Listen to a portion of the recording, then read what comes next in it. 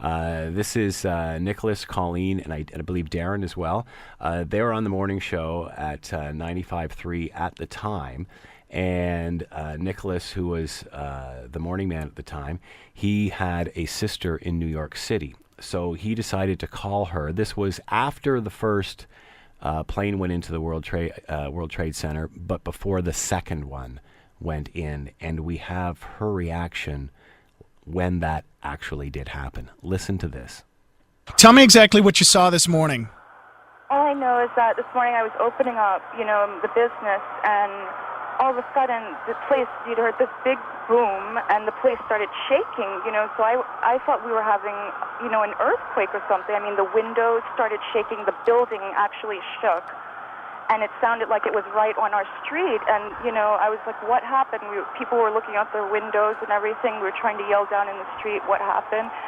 All we heard were, police were, going all over the place, and then I came out into the hallway, I saw the super, and I was like, what happened? And then he's like, someone, blew up the World Trade Center or something like that. Okay, a plane has crashed into the World Trade Center. And we're looking, we have a balcony here. The paper, is flying all into our balcony, our yard and everything, and we're, oh my gosh! Oh my gosh! Oh my gosh! What happened? Gosh, what was that? Oh my gosh. What happened, Allegra? Something just blew up. Oh my. Are you okay? Yes. I was just looking outside and something just blew up. Now it's the second building also. The second building also is now.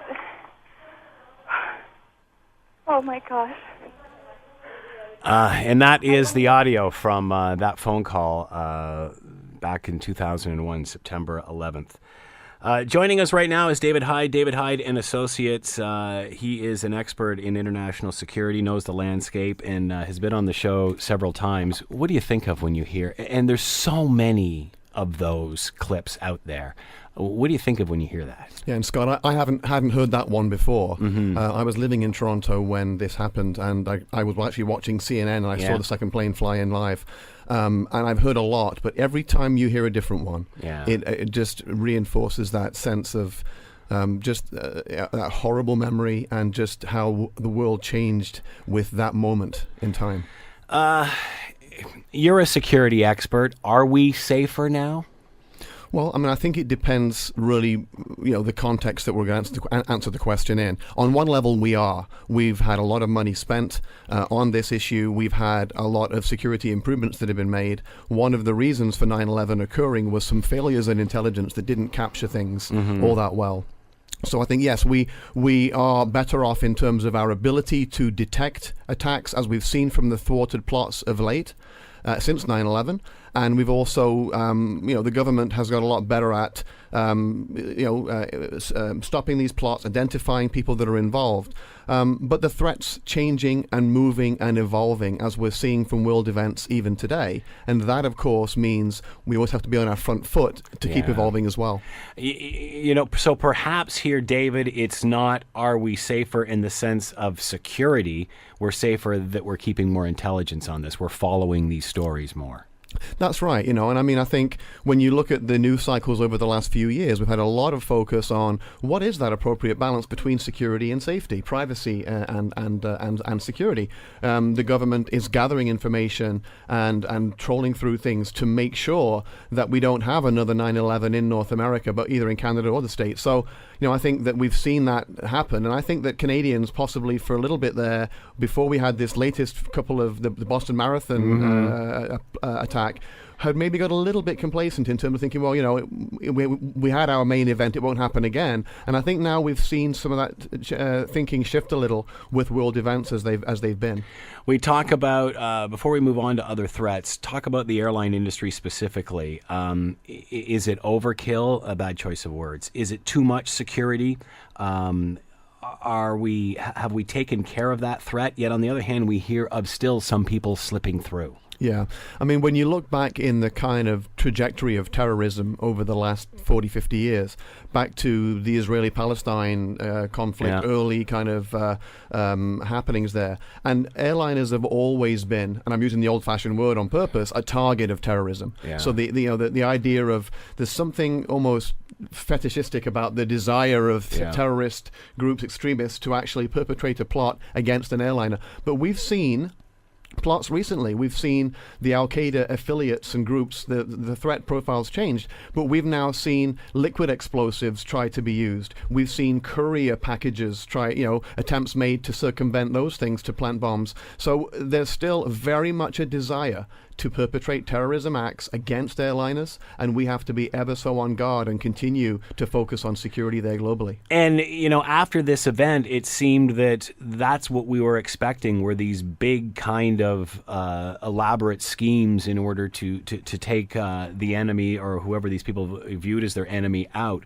But now, as with the Boston Marathon, we don't need these catastrophic events to create terror, do we? No, and I mean, I think there's two paths there, one of which is the social media impact upon this, because we were talking before the show, Scott, about the idea that back at 9/11 there wasn't a social media apparatus. Just starting, it was just getting going. So CNN live news was really and those kind of ABC, NBC, and now we've got social media, which amplifies and spreads and disseminates the message in so many different ways, and even changes the message a little bit. So that to me is one big change in terms of small acts can become very, very global very quickly, and can have a lot of bang, if you excuse the expression, for the buck in terms of terrorism. So you don't necessarily need a big event like this now that we have social media. All you need to do is terrorize on the local level, and that will, of course, spread like wildfire. That's absolutely right. I mean, you look at the plots that have been intercepted, and you look at, obviously the plans of 9/11 was very, very intricate and detailed and multi-leveled.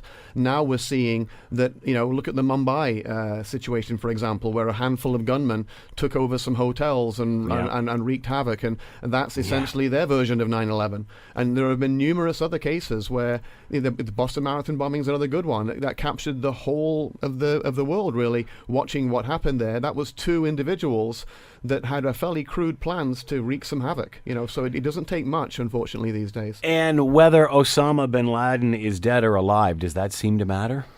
Apparently, it really doesn't matter all that much. I mean, symbolically, it does. It certainly was a win, if you will, for the good guys, if you want to put it that way. At the same time, there's a lot more bin Ladens, unfortunately, out there. They may not have the pedigree and the name, but there are many, many more people willing to walk in those shoes, willing to lead terrorist groups and affiliates and syndicates of Al-Qaeda and Al-Qaeda-like groups. And unfortunately, I don't see any waning in that in the foreseeable future. And what we've seen is just the threat move and travel around. It's cropping up in different parts of the world and changing in its contours and its ability to perpetrate attacks.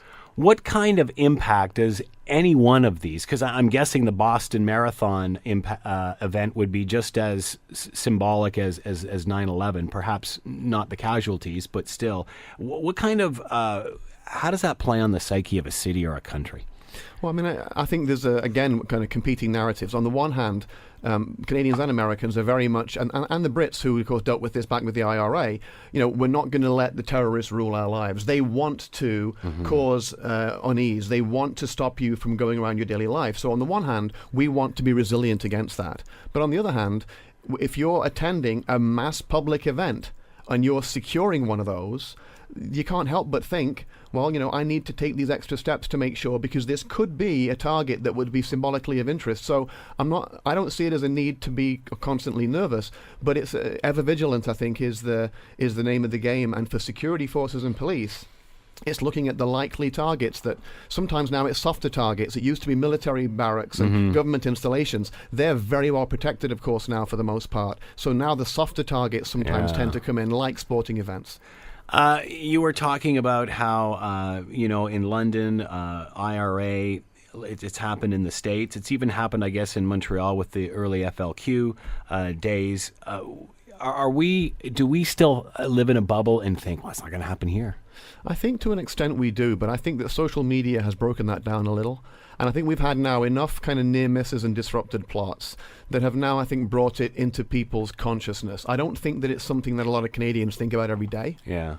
But I think it's something when you go to the airport and have to submit to that screening, I think you subconsciously know that this is necessary. Yeah. It's not overkill. And when you go into some environments where there's screening, like the sporting events now, the NHL games, the hockey games at the Maple Leaf Gardens, at Air Canada, is going to be changed now because which bags can come in. They're going to limit the size of bags and what you can bring in, and the search protocols are going to be increased. This is all as a result of ramping up security to kind of meet the level of the threat. And I think most Canadians accept that as necessary. Here's a crude question, but it's one that has to be asked. All right, we have all of this now, but if someone decides they're going to strap something to themselves, whatever. I mean, you know more about this than I do.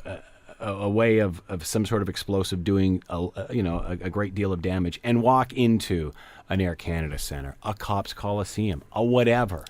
How difficult is it? Well, in other words, do you think you could get in if you were trying to, do something that could possibly hurt somebody? Do you think you could penetrate that security and no problem create havoc? Well, and this is the whole reason why we've seen the shift from harder targets to softer targets. Are there soft targets out there that could be penetrated reasonably easily by people with that kind of mindset? Yes, there are.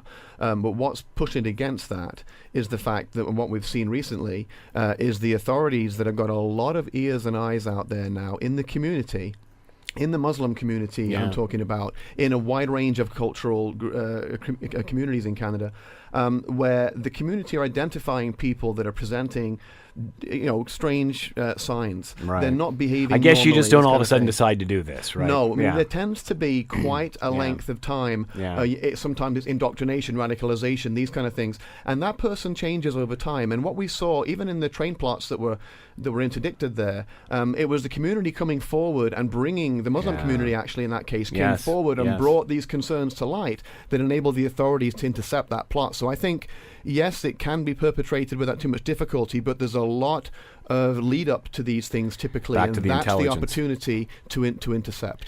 We were talking about other targets, soft targets. Obviously, you brought up the train issues. But then again, it doesn't even have to be something that complex, does it? I mean, someone could just walk into a train station, a subway station, anywhere where there's a large group of people. You don't even have to go into an area where you have to get through security. Yeah, I mean, obviously, and that's why, again, we've seen that shift to targets that are more easily attainable for the terrorist. And yes, that's attainable. I think what's working in our favor here in Canada is that, we obviously, it's a very, very exceptionally small microcosm of a subset of society that might contemplate this kind of thing. And there's a lot of, tempering interests around these kind of people. I mean, when you look at how Canada treats immigrants, how we welcome immigrants into this country, and that's how Canada was built. Yeah. I think there's a lot of things that kind of militate against folks taking those kind of steps in Canada. But yes, it can happen, and yes, there are some softer targets that could be vulnerable. Is it better to spend money on the intelligence factor and as you said, staying one step ahead of all of this, or is it better to ramp up security the way we saw post 9/11? Have we got to that point where we realize, if we spent more on intelligence, we wouldn't have to spend as much on security? And it's a balancing act, right? Yeah. I mean, it's not it's not a one-dimensional piece. We have to think about intelligence and prevention and looking ahead and trying to identify unusual behavior and suspicious activity. We also need to have appropriate layers of security in the right places. And we've seen that. Shopping centres, security profile has increased since 9/11. You look at places, sports stadiums, the security profile has tended to increase as well. So I think we've seen that balancing. Now the laws in Canada have recently changed to allow the government to do more to stop Canadians going overseas to be involved in terrorism too, because that's part of the equation too, of course, Scott. So I think we're seeing a lot of the right things being done, and I think it's a matter of being vigilant, being resilient, and watching where the threat changes globally and how that impacts on Canada. There's a whole other aspect of this, David, because of what is going on in Syria right now. And, of course, here we are on the verge of what could be another attack if U.S. President Barack Obama decides to go in and make the Syrian government pay for the poison gas attacks. We've just seen a huge media blitz in the last 24, 48 hours. Obama's been on every network. Even Assad has been interviewed as well, saying from that side what will happen if there's retaliation for these attacks. What does the anniversary of 9/11 play into that at all? Are there people out there in the United States that would say, "Oh yeah, we forgot about this. We've got to go in there"? I mean, I think that the 9/11 memory will embolden or will reinforce the fervent kind of views of some folks that are really pushing for hard action against Syria. But, the American public and the Canadian public, because our troops went to Afghanistan, of course, and we only came out late in 2011, we're war weary. Yeah, we're weary of seeing. We feel tremendously for what's happening over there. We want to give financially. We want to give of whatever we can. But we don't want to give up almost our way of life or almost put our lives of our troops at risk and get so bogged down in these overseas wars that it makes it very difficult for us to meet our commitments at home. We have people starving on the street, for example, these kind of things. So it's a balancing of the social aspects of the political and the needs of, to fight terrorism overseas. And I think Canada struck that balance quite well for the most part in getting involved in things where it felt it really had to.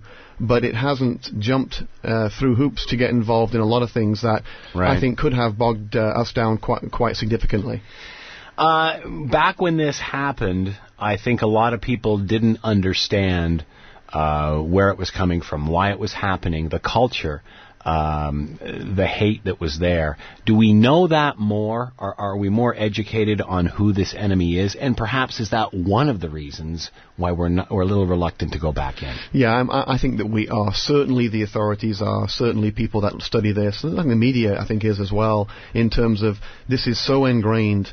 And the hatred and the kind of the jihad type mentality is so unbreakable almost that we just can't force our views of the world and democracy and what's right and wrong in areas of the world that are going to reject that. And I think that we know that. Well, I think we had high hopes. And I think we hoped that, if we had a good thing, we thought the right way and we had a kind of a smile on the face and put our hand out, that it might not get slapped away. And I think the mainstream populations of these countries have been very welcoming. But we are dealing with very hardened and very ingrained, and there's a religious, an extreme religious aspect in here that's exceptionally hard to penetrate, Scott. So we're seeing that we've learned lessons from the fact that we cannot go in and change these places for the most part. Do you think that's changed the world's perspective of the United States, who, for the last several decades have been known as pretty much the world's police? Do you think that's changed as a result of that? Well, I think it has.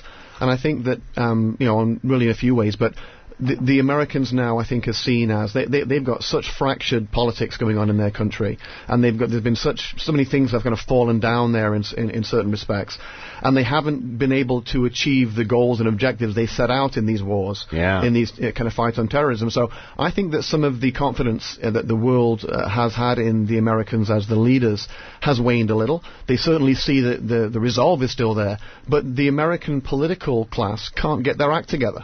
And we see such fractured politics over there on the TV day in, day out. And I think that's affecting other countries, and people are seeing the fact that, we're not confident that the Americans are going to, A, lead this appropriately, B, are going to enable us to actually achieve our objectives, and we're going to be better off at the other end of it without sacrificing too much. From a security standpoint, if it's not the U.S.'s responsibility, whose is it?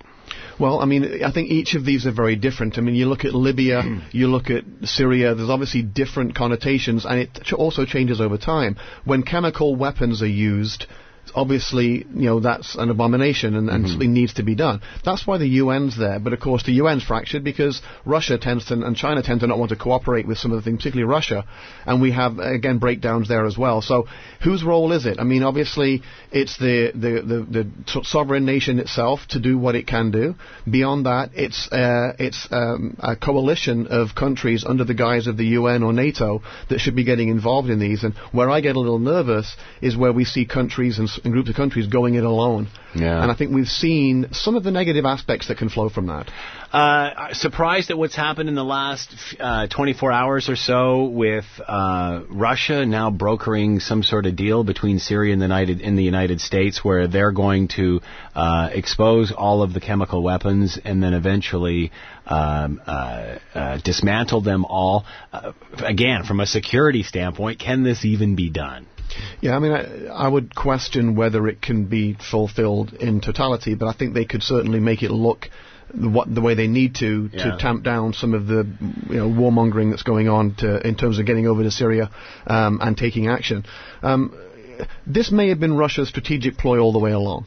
They've been obstructionist in these kind of UN forums against almost anything that the world tends to want to do. Yeah. And I think now they're realizing times have changed as well. And Russia, I don't think, wants to be on the wrong end of history here. And I think that they have probably realized that they now almost have to do something. So this strategic ploy of them to reach out, interesting, I think, is something that they put a lot of thought into that will redeem them a little bit in the eyes of the world. The Olympics is coming, of course, as well. Yes, good to point. Russia. So I think there's some strategic, kind of political emphasis here on what's happening, and I think it'll be interesting to see how this plays out. And I think Russia has put themselves in a fairly strong position to be a broker, whether they're serious or not about this. Well, because when this all started, a lot of people questioned Russia's stance about how can you sit there and watch this go on, and we understand you're fueling this fire. So, yeah, you're right. This could have been the ploy all along. Talk about the Olympics. That's going to present a whole other security issue. How much do you think will be spent on that? Will it be enough? Yeah, and I mean, of course, Russia has its own terrorism, issues, Islamist extremism in the Caucasus and other areas of Russia and territories that neighbor it. So certainly there's going to be a huge amount of money. And to meet the IOC's requirements, the IOC have very stringent requirements on the amount and shape and contours of security that you have to have around the Olympics and all aspects of it. So I think we'll probably see fairly unprecedented spending on the Olympics. We might not see, I mean, being where it's being held is not quite such a mainstream location as some of the previous Olympics in other parts of the world, so it might not be quite so accessible to so many people, but I think we're still going to see a very heavy security focus on those Olympics. As a result, the safest place on the planet to be during those weeks? In terms of being somewhere safe, you'd want to be in the athlete's village. Yeah. I dare say would be about as safe as it gets, Scott. So the chance of something happening during the Olympics very small. Then. Yeah, I really think it is very small. I mean, I think there's a few reasons. One is just the focus now on security there and just the lengths they go to, and this has started already. The intelligence that's being worked through now, the advance that's being worked through now, years in advance. But Russia's not going to want to have a black eye on this, and they will spend money and they will do what they need to do to make sure that all of the threats are mitigated. So you never say never. And terrorism has got some unknown angles to it, but I would be exceptionally surprised if there was anything significant at the Olympics. We're always looking at these countries that don't value what we do. What about homegrown terrorism? What about, I mean, look at the Boston Marathon, the perfect example of this. Yeah, and that's a nice way to bring it full circle, Scott, because we've been talking about the threat in Canada to a certain extent. Like, we were involved in Afghanistan. There's things that we've been involved in. We're in lockstep with the Americans to a degree. So we've been seen as possibly a target. But it's not just that. The other angle of terrorism for us is the homegrown aspect. And this is where some of this is Canadians that either are naturalized or born here going to fight the battles overseas. They feel a call to their homeland or to their brethren. It might be in Syria. We know that people have gone to Syria, Canadians have already, to fight this fight. It's happened in Somalia. It's happened in Algeria, in Egypt. So we see the Canadians, a small number number, but even a few dozen, going over there, they get indoctrinated, they get involved in the terrorism lifestyle over there, and then they come back. And the question is, can they just come back into our society and kind of put that behind them, or do they come back with a new resolve and an anger and anxiety against the West that could be perpetrated here? And that's what the government is focused on, as well as the general threat within Canada from outside. That's where that local intelligence comes in. That's absolutely right. Fascinating. David Hyde has been with us. David Hyde and Associates website we can go to find out more about you. www.davidhyde.ca. It's been 12 years since the horrific terrorist attacks at the Twin Towers in New York City. We've been talking about with David about security that has transpired since then. It is 12:47. We're coming back.